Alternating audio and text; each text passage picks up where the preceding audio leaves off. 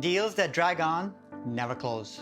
Deals that drag on and never close can be frustrating and disheartening experience for all parties involved. This was certainly the case for a deal that we worked on for months, only to have the buyer drag the process out for an additional 9 months. Let's explore what happened.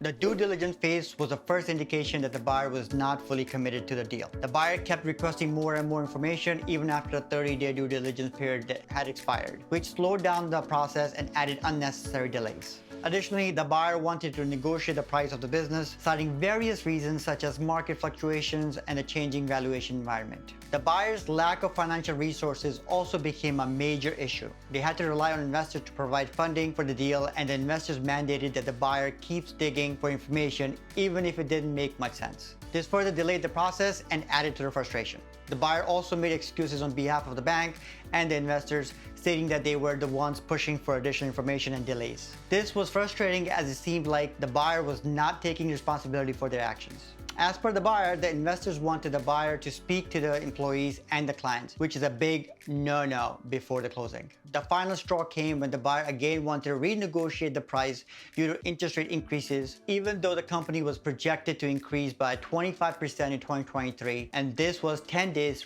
right before closing. It became clear that the buyer was not serious about the deal and was only using it as a bargaining chip. In conclusion, deals that drag on usually never closes. In this case, the buyer's lack of commitment, reliance on investors, and constant delays ultimately led to the deal falling apart. It's important for all parties involved to communicate effectively, be transparent about their intentions, and have a clear understanding of the terms before engaging into negotiations. In hindsight, since the company increased their top and bottom line, we were able to market the company for a higher asking price. We at Gale Agency never get discouraged and are always optimistic, as it encourages our client as well. Thank you.